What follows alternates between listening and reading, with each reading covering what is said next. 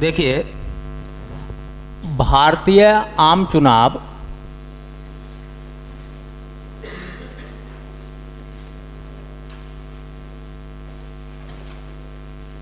या इसको हम कह सकते हैं 18वीं लोकसभा का चुनाव। 18वीं लोकसभा का चुनाव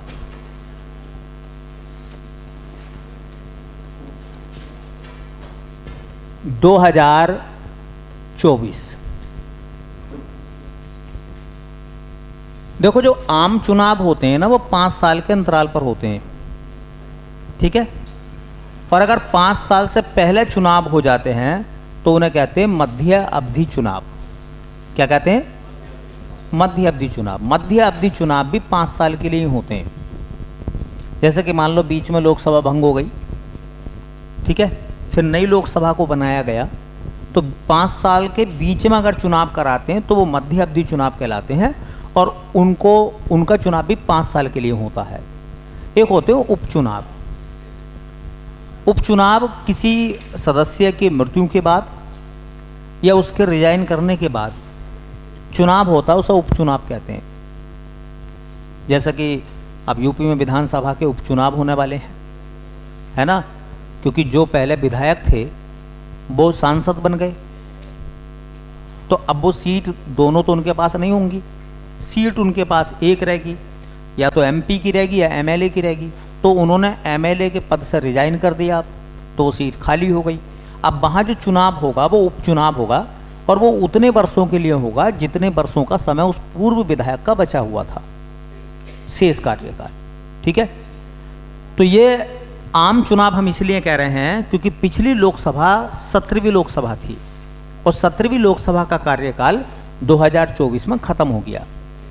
तो 2024 में जैसे 17वीं लोकसभा का कार्यकाल ख़त्म हुआ, उससे पहले ही निर्वाचन आयोग ने क्या कर लिया?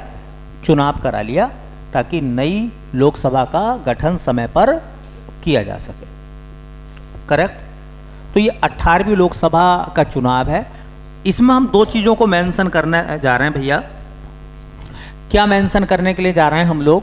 एक तो चुनाव भी पढ़ेंगे, चुनाव के संबंध में भी कुछ सवाल पूछे जाएंगे आप लोगों से, वो भी आपके लिए इम्पोर्टेंट हैं। प्लस चुनाव के बाद सरकार बनी, भाई चुनाव के बाद मतगणना होती है, और मतगणना के बाद नई सरकार का गठन होता है। तो नई सरकार में नई मिनिस्ट्री बनी है, कुछ पुराने मंत्री पुराने मंत्री हैं जिन्होंने अपने पूर्व पदों को धारण करा है, और कुछ नए मंत्री बने हैं जिन्होंने, वो पिछली सरकार में मिनिस्टर नहीं थे, अब वो नए नाम है। और ये सवाल जैसा कि मैंने अभी आपसे बताया है कि मोहर लगा लीजिए, एसएससी स्टेनो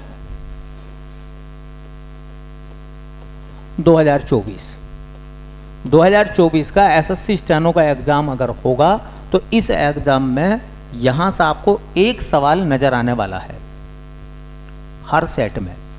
अगर 4 सेट खुलेंगे, चारों में एक सवाल मिलेगा, क्योंकि स्टेनो में अक्सर यहाँ से सवाल पूछे गए हैं मिनिस्ट्री के, ठीक है। तो इम्पोर्टेंट पार्ट है। चलिए पहले तो बात करते हैं चुनावों की। देखो भाई, थोड़ा सा बैकग्राउंड भी हम लोग जमा लें। देखो, पहला सवाल लिखा हुआ है, सुनते रहना। ये कह रहे हैं कि 18वीं लोकसभा का चुनाव कितने चरणों में संपन्न हुआ? ऑप्शन लिखा हुआ है 5 चरण, 7 चरण, 9 चरण और 11 चरण।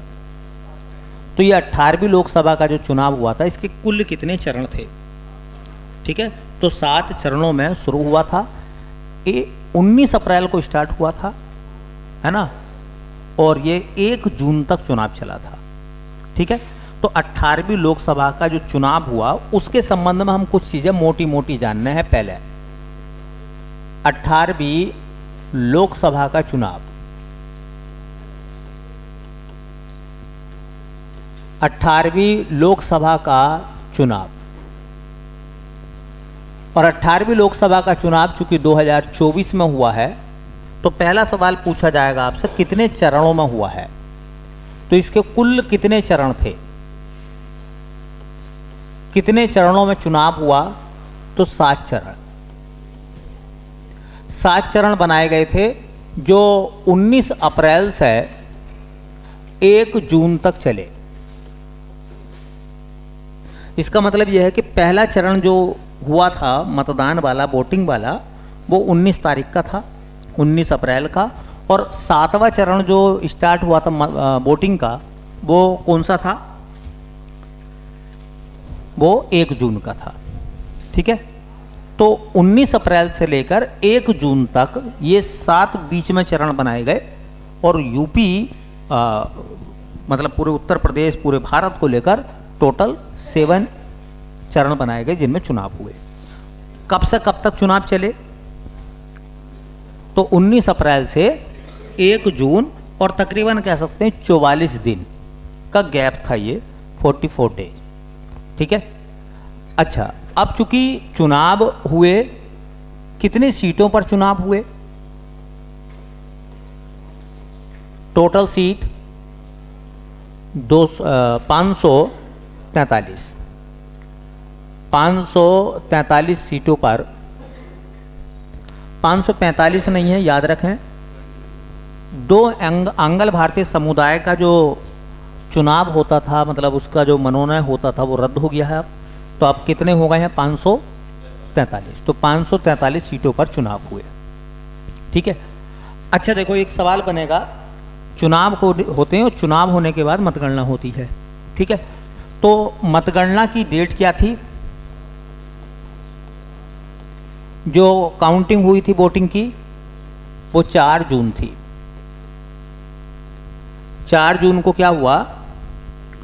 मतगणना हुई। 4 जून को मतगणना हुई भैया।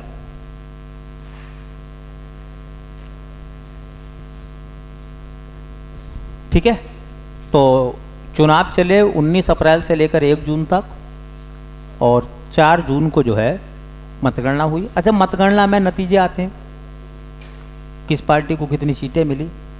तो अगला सवाल आपसे यह है कि 18वीं लोकसभा चुनाव में देश की तीसरी सबसे बड़ी पार्टी कौन बनी? देश की तीसरी सबसे बड़ी पार्टी कौन सी बनी? ऑप्शन है भारतीय जनता पार्टी, भारतीय राष्ट्रीय Congress party, Samajwadi party, Bahujan Samaj party. Samajwadi party. तो अगर हम जब मतगणना होती है तो मतगणना में हम क्या करते हैं? सीटें देखते हैं। तो देखिए, ये तो मैं लिख रहा हूँ पार्टी का नाम और उस पार्टी को प्राप्त सीट, प्राप्त सीट। सबसे ज़्यादा जो सीटें मिली, पहले दर्जे की जो पार्टी बनी वो भाजपा बनी। भारतीय जनता पार्टी को 240 सीटें मिली। कितनी? 240 सीट उनको प्राप्त हुई। अब समझना, कहा जाता है कि सरकार बनाने के लिए आधे से 1 सीट ज़्यादा की ज़रूरत होती है। तो अगर मैं बात करूं, जैसे कि हमारे यहाँ 543 सीटों पर चुनाव हुआ था, पहले तो इसका आधा कर लूं, ठीक है, और प्लस उसमें मैं 1 जोड़ दूं। तो अगर मैं इसे भाग करूंगा तो 2 दूनी 4, 2 सत्ते 14 और 2 का ना 2 और 2 पंजे 10 प्लस 1, इसे आप 272 या 73 मान सकते हैं। इसका मतलब यह है कि सरकार बनाने के लिए, भाई देखो 272 और 272 को ऐड करना कितने हो गए भाई? 2 दूनी 4, 7 दूनी 14 और 1 15, 2 दूनी 4 और 1 500।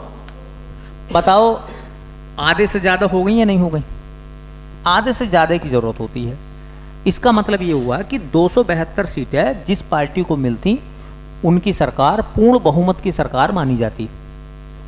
पूर्ण बहुमत के लिए 272 सीटों का होना अनिवार्य था, लेकिन यहाँ भाजपा जो है 240 सीटें ले पाई। इसका मतलब भाजपा को पूर्ण बहुमत नहीं मिला। अब जब जिस सरकार को पूर्ण बहुमत नहीं मिलता, वो अपने सहयोगियों के साथ में क्या करती है? गठबंधन बनाती है। पिछली बार भारतीय जनता पार्टी की पूर्ण बहुमत की सरकार थी, लेकिन इस बार जो तीसरा कार्यकाल है मोदी जी का, उसमें गठबंधन की सरकार है। हालांकि गठबंधन पहले भी था, क्योंकि देखो गठबंधन क्या होता है, मैं इसका मतलब ये बता दूं, गठबंधन वोटिंग से पहले होता नहीं होता। वोटिंग से पहले गठबंधन पार्टियां करती हैं आपस में, और वो इस वजह से करती हैं कि देखिए कि अगर हम लोग जीते तो सब मिलकर सरकार बनाएंगे, सब मिलकर क्या करेंगे, सरकार बनाएंगे। मान लो भारतीय जनता पार्टी को पिछली तरह की तरह अगर यहाँ पूर्ण बहुमत मिल भी जाता तो भारतीय जनता पार्टी अपने सहयोगियों को अपने साथ लेकर चलती। जैसे इंडिया का गठबंधन बना कांग्रेस का, तो उन्होंने यही तो कहा कि जितनी सीटें मिलेंगी हम सब मिलकर सरकार बनाएंगे। अब किसी पार्टी को ज़्यादा मिल जाए, किसी को कम मिल जाए, या किसी पार्टी का खाता भी ना खुले, तो ये मैटर नहीं करता। मैटर इस बात का करता है कि गठबंधन हम लोगों ने पहले करा था और हम लोग जो है एक साथ समूह में मिलकर सरकार बनाएंगे। ठीक है, तो सरकार भारतीय जनता पार्टी ने बनाई, हालांकि सीटें बहुमत तक वो नहीं पहुंच पाए। कांग्रेस में इस बार काफ़ी उछाल देखा गया, पिछले मुकाबले रेपुटेशन बहुत सुधरी, लेकिन जहाज जो था वो 99 के चक्कर में पड़ गया, है ना। हाँ, कहते नहीं है कि 99 की काउंटिंग जो है ये थोड़ी सी बड़ी विचित्र है अपने आप में, है ना। अगर कोई क्रिकेटर 99 पे हो तो उसके बोल्ड होने के चांस ज़्यादा हैं, आउट होने के चांस ज़्यादा हैं, क्योंकि 99 पे प्रेशर ज़्यादा होता है ना। तो इसलिए कांग्रेस इस बार परफॉर्मेंस तो अच्छी करी, लेकिन उस परफॉर्मेंस में वो पूरे देश में जो है 99 पे सिमट कर रह गई। लेकिन पिछले मुकाबले तो से तो अच्छा परफॉर्मेंस रही।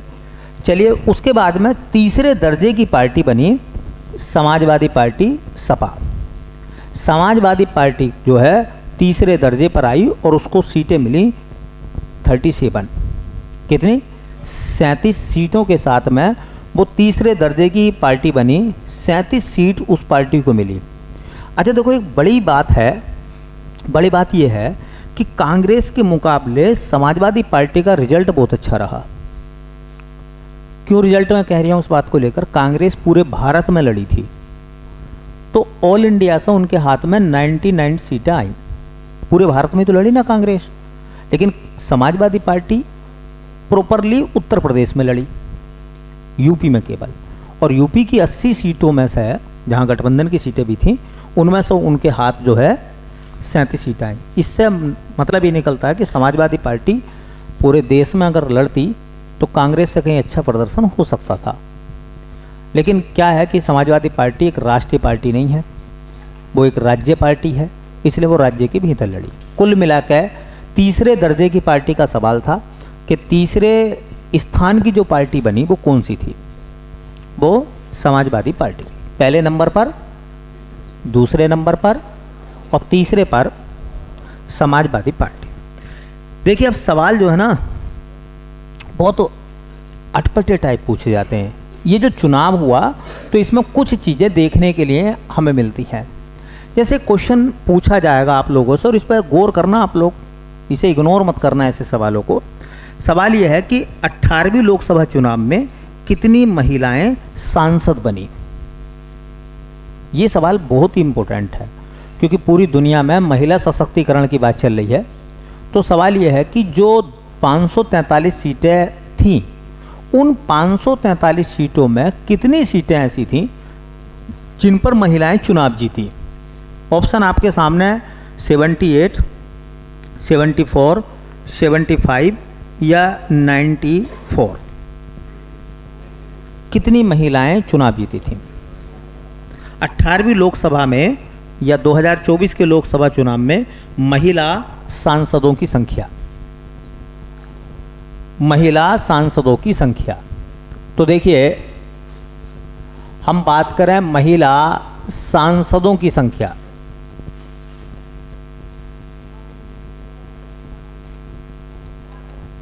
इसका मतलब यह है कि जो महिलाएं इस बार चुनाव जीती और वो एमपी बनी, उनकी टोटल गिनती आपको याद रखनी है।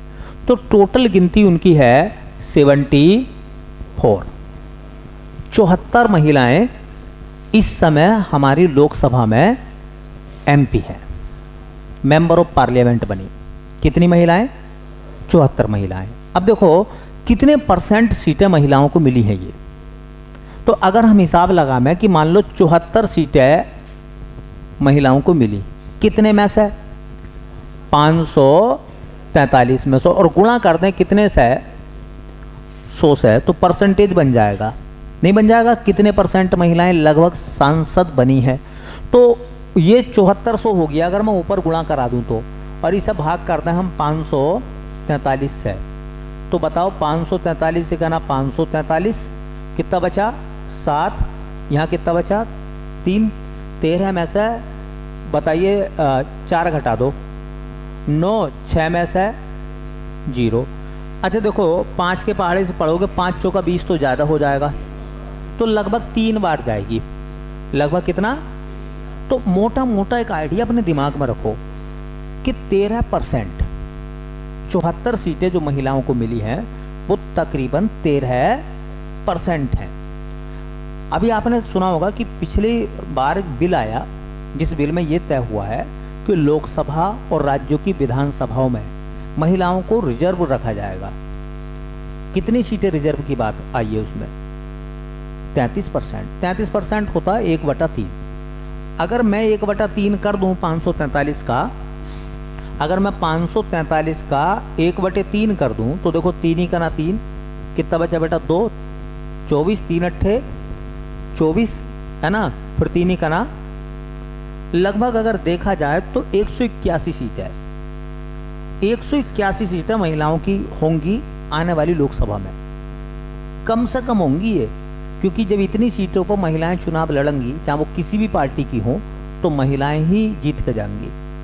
ठीक है, ये लगभग 1/3 हिस्सा हो जाएगा।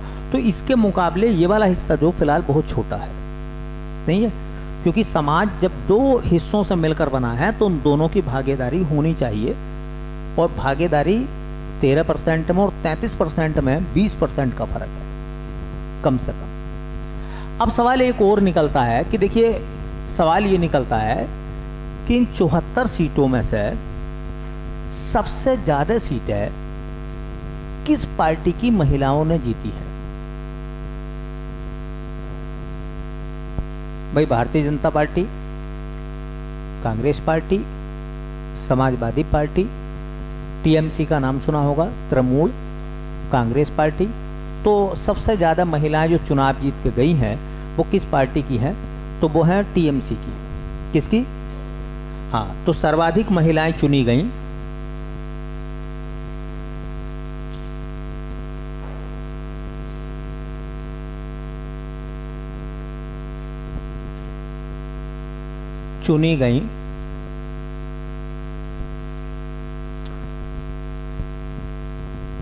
सॉरी टीएमसी नहीं, पश्चिमी बंगाल से, ज़्यादातर टीएमसी की हैं वो, पश्चिमी बंगाल से। किस राज्य से सबसे ज़्यादा महिलाओं का चुनाव हुआ है? तो 11 महिला सांसद किस राज्य से चुनकर आई हैं? इन 74 में से सबसे ज़्यादा महिलाएं जो हैं वो पश्चिमी बंगाल से चुनी गई हैं। कहाँ से? पश्चिमी बंगाल से। एक सवाल और है कि जो 18वीं लोकसभा का चुनाव हुआ, कहना है कि 18वीं लोकसभा के चुनाव में कौन सा व्यक्ति निर्विरोध चुनाव जीता? निर्विरोध चुनाव जीता मतलब निर्विरोध तो आप जानते हैं ना, जिनकी टक्कर पे कोई खड़ा ना हुआ हो, या जिसने पर्चा ना भरा हो, या जिसने भरा हो उसका पर्चा कैंसिल हो गया हो। ठीक है, तो वो व्यक्ति कौन है जो चुनाव जीता निर्विरोध?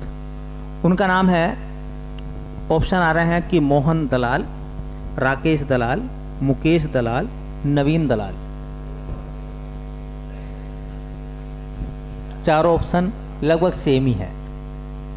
ठीक है, तो अच्छा सवाल है, याद रख लेना। निर्विरोध सांसद बने,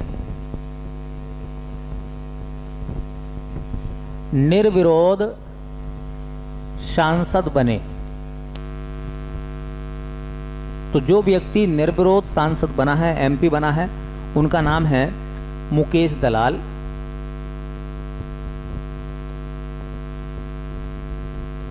और ये बीजेपी से हैं, भारतीय जनता पार्टी के हैं, और कहां से बने हैं? सूरत, सूरत लोकसभा सीट।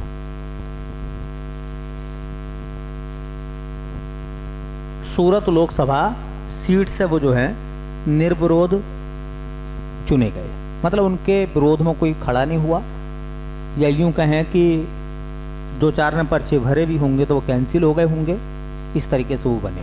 ठीक है, तो एक बड़ा अपने आप में निर्विरोध, तो हमारे यहाँ गांव में वार्ड मेंबर भी नहीं बनने देते किसी को, और वहाँ एमपी अगर निर्विरोध बनने हैं तो भैया आप बहुत सम्मानीय हैं, फिर बहुत बड़ी बात है या नहीं है ना। गांव में वो वार्ड मेंबर नहीं बनते, उसमें भी लोग जो है सोचते हैं किस किस ने पर्चा भरा, बोले यार उन्होंने भरा, अच्छा ठीक है तो सही है। और अगर कोई कहते हैं किसी ने ना भरा, इन्होंने भरा, बोले अरे हम भर कांगे सुबह को पर्चा, है ना। तो आदमी को लगता है कि निर्विरोध जो है, हाँ, चुनाव होना बड़ा मुश्किल काम है आज के इस दौर में। और देखो मैं तो 2 बातों को कहूँगा कि चुनाव वैसे निर्विरोध हो गया अच्छी बात है, लेकिन चुनाव हो तो ये बहुत बड़ी बात है। चुनाव होना जरूरी चाहिए, क्योंकि चुनाव से क्योंकि ऐसा तो नहीं है कि सब लोग आपको चाहते हैं, कुछ तो आपके खिलाफ भी होते हैं। तो जो खिलाफ होते हैं कम से कम उनकी मनोदशा का पता चलना चाहिए, कौन कौन आपसे संतुष्ट है और कौन कौन संतुष्ट नहीं है। चाहे 2 ही व्यक्ति हों, लेकिन चुनाव का होना जरूरी है। चलिए एक सवाल होता है, देखिए सवाल यह है कि 18वीं लोकसभा के लिए प्रोटेम स्पीकर किसे बनाया गया। एक होते हैं स्पीकर मतलब लोकसभा अध्यक्ष, और एक होते हैं प्रोटेम स्पीकर। ये प्रोटेम स्पीकर का सवाल अपने दिमाग में बिल्कुल डाउनलोड कर लो अभी, ठीक है, इस फाइल को सेव भी कर देना अभी। प्रोटेम स्पीकर का सवाल आ सकता है, ठीक है। तो 18वीं लोकसभा जब बनी तो इस लोकसभा में एक प्रोटेम स्पीकर बनाया जाता, हर बार ही बनता, और ये सवाल हर बार आता। तो इस बार 18वीं लोकसभा में प्रोटेम स्पीकर किसे बनाया गया था। बहुत अच्छा और शानदार और दमदार सवाल अपने आप में, ठीक है। तो ऑप्शन में दे रहा हूं, स्मृति ईरानी को बनाया गया था, ओम बिरला को बनाया गया, किरण रिजिजू बने, या कह रहे हैं भर्तृहरि मेहताब बने। तो भर्तृहरि मेहताब को बनाया गया। अब पता है, यहां से थोड़ा सा इसे संवैधानिक समझ के चलेंगे आप तो थोड़ा सा मामला और समझ में आएगा। समझ में सवाल ये आएगा कि ये जो प्रोटेम स्पीकर है, हम बात कर रहे हैं 18वीं लोकसभा में प्रोटेम स्पीकर,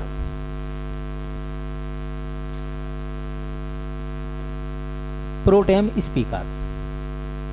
पहला सवाल तो मेरा आपसे यह है कि जो प्रोटेम स्पीकर होते हैं उनका उल्लेख भारतीय संविधान के किस अनुच्छेद में है। ये थोड़ा सा तैयार करके जाना चीजों को। वो पूछ लेगा कि बताओ प्रोटेम स्पीकर का उल्लेख भारतीय संविधान के किस अनुच्छेद में आता है, ठीक है। तो आप अपने दिमाग की परतों को इधर उधर पलट रहे हैं, मामला हाथ ही नहीं आ रहा। तो भारतीय संविधान का भाग नंबर 5 है, जिसमें संघ की बात है, ठीक है। उसका एक आर्टिकल है अनुच्छेद 95, और 95 के कई सारे सेक्शन हैं। तो 95A, 95A, 95 एक, ये 95 कै। भाई हिंदी में कहेगा तो 95 कै, अंग्रेजी में कहेगा तो 95A, अंकों में कहेगा तो 95(1). क्लियर होगी बात। तो आर्टिकल नंबर 95 में प्रोटेम स्पीकर की बात है। ये प्रोटेम स्पीकर होता कौन है मैं आपको बताऊं। पहले तो ये एक सम्मानीय व्यक्ति होता है जो कि पूरी लोकसभा में उम्र दराज माना जाता है। जैसा कि संविधान सभा बनी थी तो संविधान सभा के अस्थायी अध्यक्ष बनाए गए थे सच्चिदानंद सिन्हा, वो अस्थायी बनाए गए थे। और याद रखें वो जो अस्थायी मेंबर थे वो सबसे उम्र दराज थे, और उन्होंने ही संविधान सभा के मेंबर्स को शपथ दिलवाई थी। फिर उसके बाद में डॉक्टर राजेंद्र प्रसाद का चुनाव हुआ था संविधान सभा के परमानेंट स्पीकर के लिए, परमानेंट अध्यक्ष के लिए। स्थायी अध्यक्ष संविधान सभा में कौन थे? डॉक्टर राजेंद्र प्रसाद। तो वैसी प्रक्रिया हमारे यहाँ भी है। जैसी लोकसभा बनती है नई वाली, तो नई लोकसभा के अंदर जो उम्र दराज व्यक्ति होते हैं, सम्मानीय व्यक्ति को प्रोटेम स्पीकर बनाया जाता है, ठीक है। ये प्रोटेम स्पीकर आर्टिकल नंबर 95 के पहले सेक्शन में है। और इनका काम क्या है? ये क्या करते हैं भाई, ये करते क्या है, देखो लोकसभा का गठन होगा तो जो पहली लोकसभा की पहली बैठक होगी, जैसे 18वीं लोकसभा बनी, 18वीं लोकसभा की जो पहली बैठक हुई उसकी अध्यक्षता करना, ठीक है, उसकी, तो नई लोकसभा की पहली बैठक की अध्यक्षता करना। तो याद रखना जो नई लोकसभा बनती है हर 5 साल में, उसका जो अध्यक्ष होता है, पहला अध्यक्ष, वो कौन होता है। हाँ, तो नई लोकसभा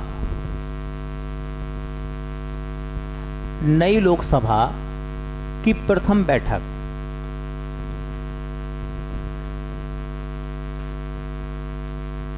की अध्यक्षता करना।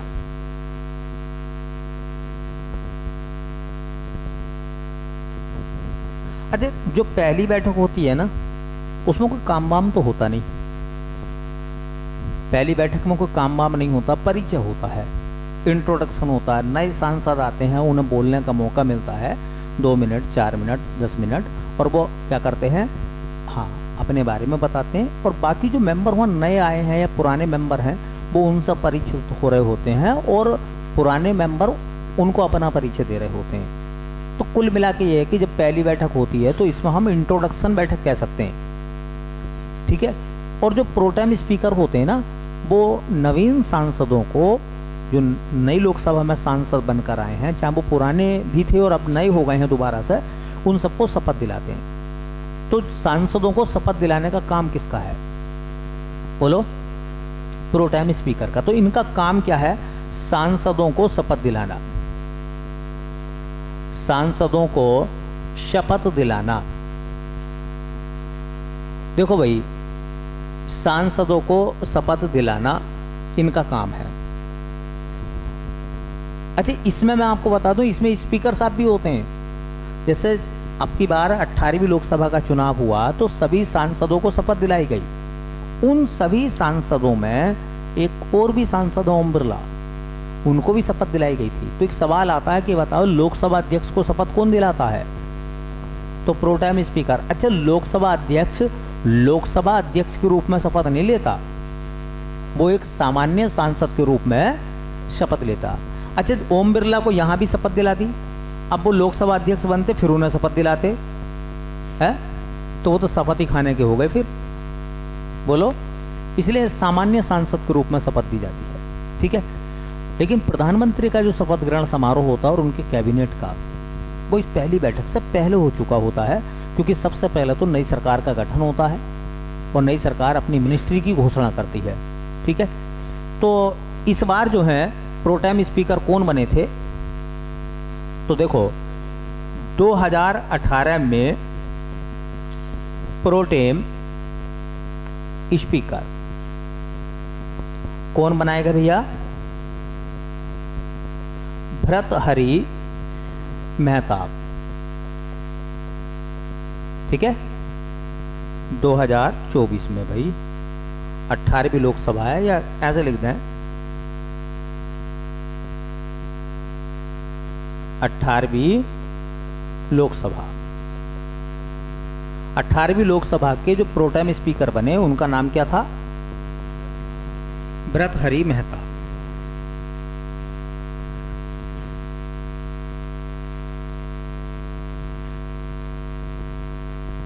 भर्तृहरि मेहताब ये प्रोटेम स्पीकर बनाए गए।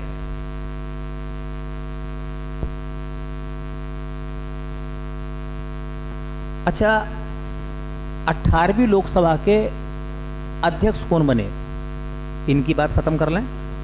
तो 18वीं लोकसभा के अध्यक्ष, 18वीं लोकसभा के अध्यक्ष प्रोटेम स्पीकर का काम सिर्फ इतना ही है।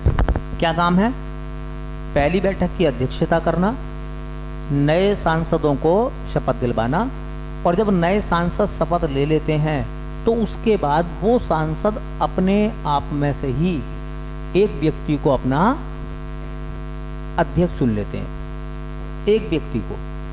अब भैया जिस पार्टी को ज़्यादा सीटें मिलेंगी या जिसके गठबंधन को ज़्यादा सीटें मिलती हैं उसी पार्टी का व्यक्ति अध्यक्ष बनता है। अगर कांग्रेस के गठबंधन इंडिया को सबसे ज़्यादा सीटें मिल जाती तो प्रोटेम स्पीकर तो छोड़िए, सरकार भी उनकी बनती और अध्यक्ष भी उनके होते। अब भारतीय जनता पार्टी और उसके गठबंधन को एनडीए को सबसे ज़्यादा सीटें मिली तो एनडीए सरकार ने ही सरकार बनाई, प्रधानमंत्री बने और एनडीए सरकार के ही स्पीकर हैं। ठीक है, तो पिछली बार भी थे, उनका नाम ओम बिरला।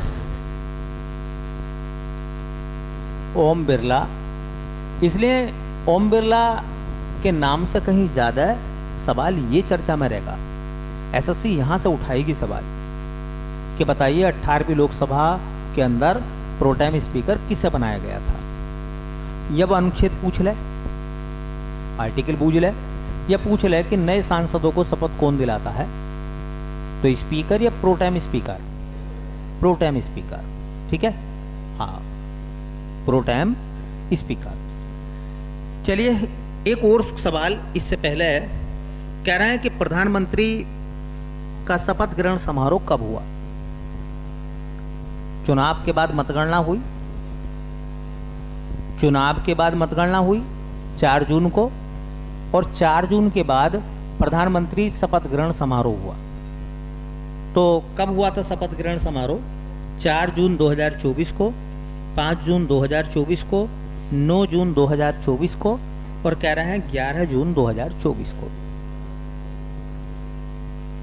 तो कब इनका शपथ ग्रहण समारोह हुआ है? तो फिर 9 जून 2024 को। तो प्रधानमंत्री का शपथ ग्रहण समारोह प्रधानमंत्री का शपथ ग्रहण समारोह प्रधानमंत्री का शपथ ग्रहण समारोह भाई किस समय पर हुआ? तो टाइम पूछ लेंगे आपसे, किस तारीख को हुआ था? तो 9 जून 2024 को। ठीक है, तीसरी बार लगातार तीसरी बार प्रधानमंत्री नरेंद्र मोदी को राष्ट्रपति द्रौपदी मुर्मू ने प्रधानमंत्री पद की शपथ दिलाई। ठीक है, लगातार तीसरी बार। तो मोदी जी का पहला कार्यकाल शुरू होता 2014 में, दूसरा शुरू होता 19 में, और तीसरा स्टार्ट हो गया 2024 में। ठीक है, तो इस शपथ ग्रहण समारोह में क्या हुआ देखिए। हाँ, प्रधानमंत्री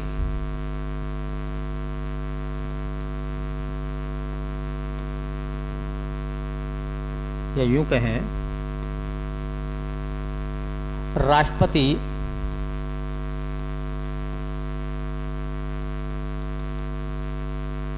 द्रौपदी मुर्मू ने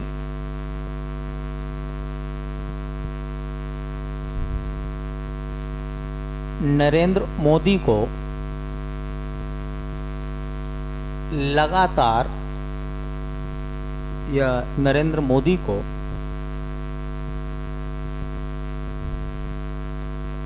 प्रधानमंत्री पद की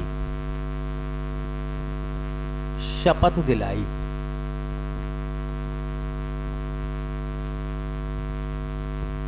तो प्रधानमंत्री पद की शपथ राष्ट्रपति दिलाते हैं।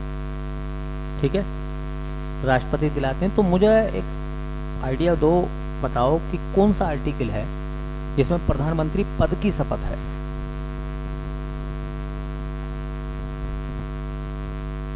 भारतीय संविधान के किस अनुच्छेद में प्रधानमंत्री के पद की शपथ है?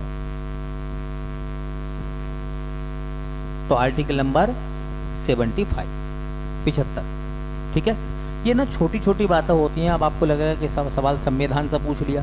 अरे सवाल संविधान का हो या ना हो, ये तो मामला जब करंट में चला 2024 में, तो घटनाएं तो सभी पूछी जाती हैं ना। ठीक है, तो आर्टिकल नंबर 75।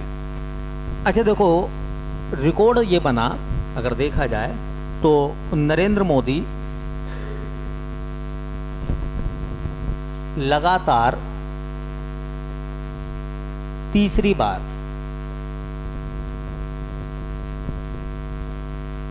भारत के प्रधानमंत्री बने?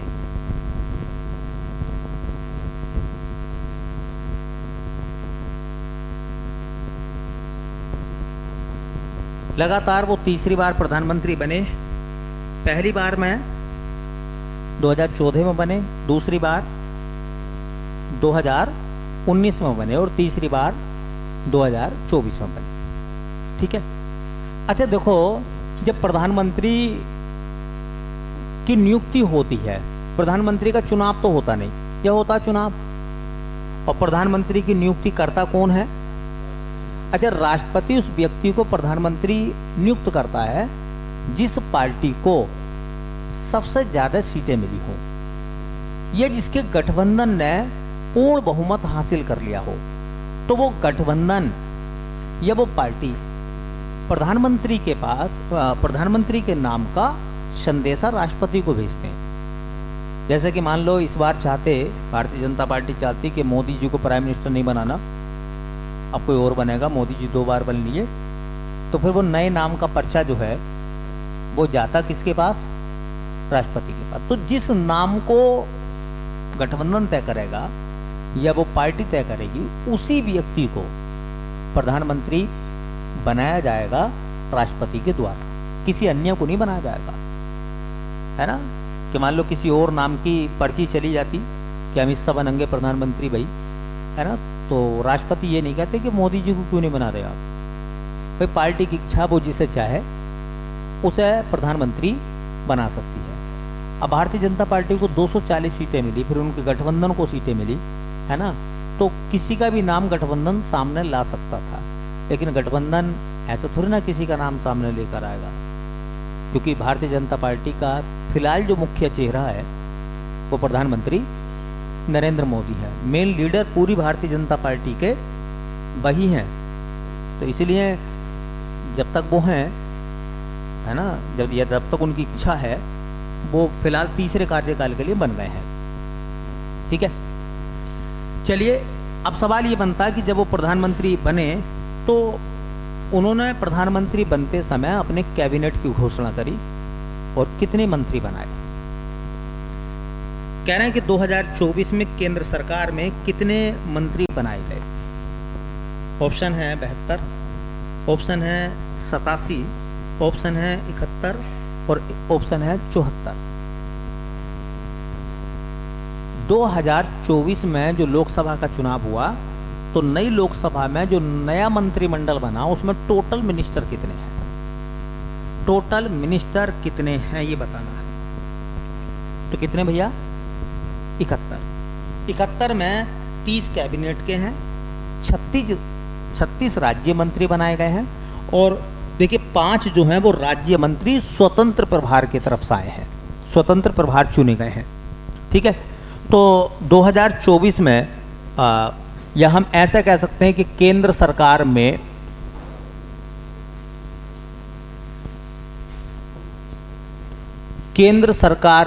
कुल मंत्री, जो इस बार की बात चल रही है 2024 की, केंद्र सरकार में जो कुल मंत्री हैं, हाँ, इनकी संख्या कितनी है? तो कुल मंत्री बने हैं बेटा टोटल मिला के 71। अच्छा, क्या आप एक बात बता सकते हैं मुझे, जब यहां बात आ गई? देखिए, केंद्र सरकार में मंत्रियों की अधिकतम संख्या कितनी हो सकती है? तो 15% किसका? लोकसभा का या राज्यसभा का?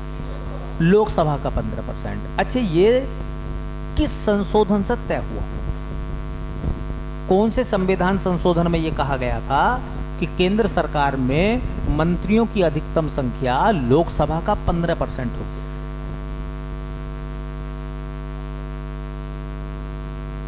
किसी को याद है? तो वो था 91। हाँ, तो देखो मैं बता दूं, पहले तो ये बात मैं लिखवा देता हूं। इनमें से कैबिनेट मंत्री कितने हैं?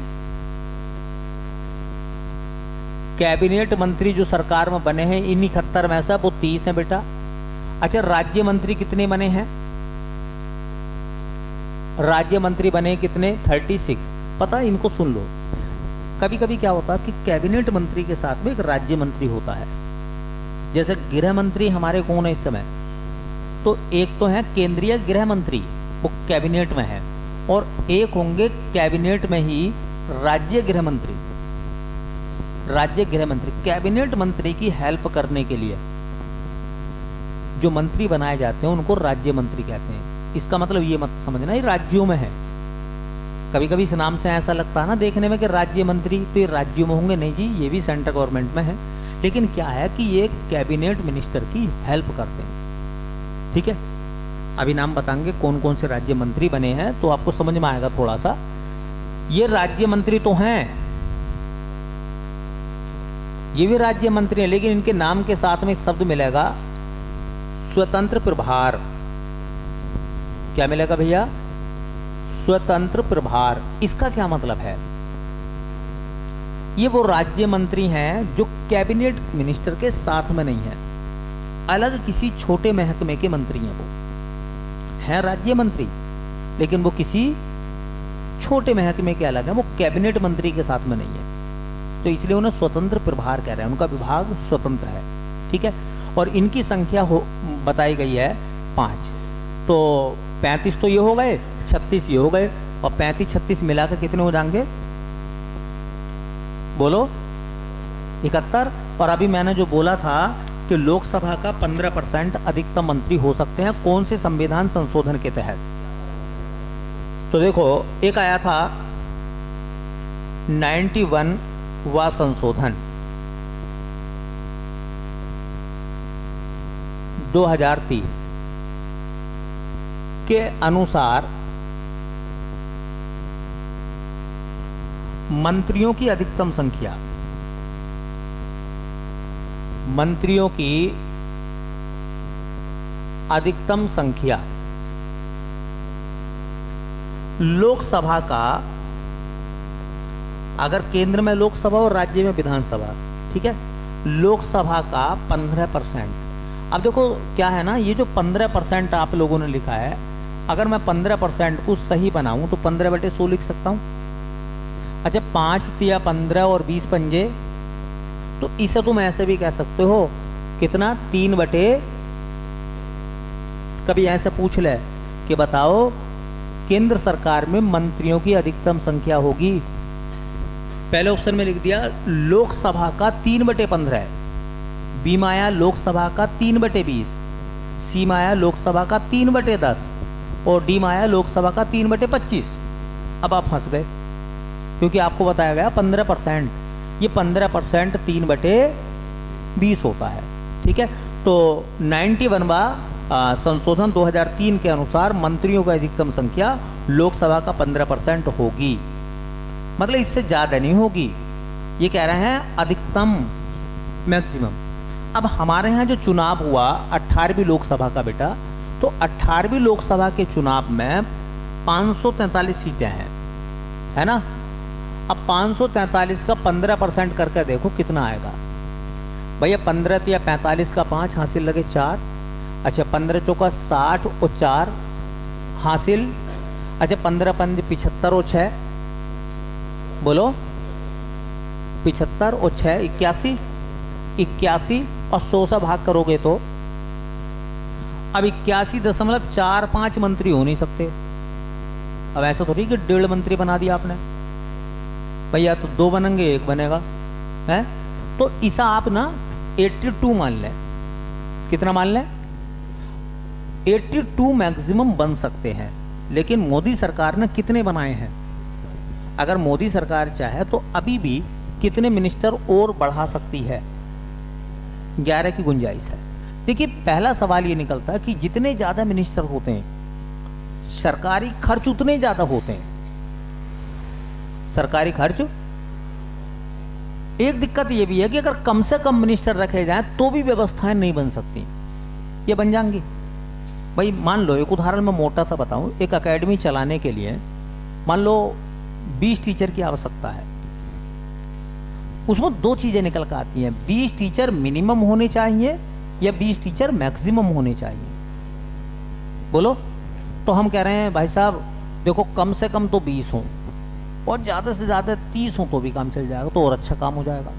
तो मैंने कहा यार देखो, ना तो हम 20 की बात कर रहे हैं और ना हम 30 की बात कर रहे हैं कि एवरेज रख लो। तो हमने 20-30 को जोड़ा, हो गया 50, उसका आधा कर दिया 25। अगर हम 25 टीचर की व्यवस्था कर दें तो ना वो मिनिमम है और ना वो मैक्सिमम, बीच का रास्ता तो यही निकलता, होता नहीं है, बीच का रास्ता यही निकलता। ठीक है, तो ये कितने मिनिस्टर बनाए गए हैं इस बार? 71। यहां तक सब सवाल इंपॉर्टेंट थे।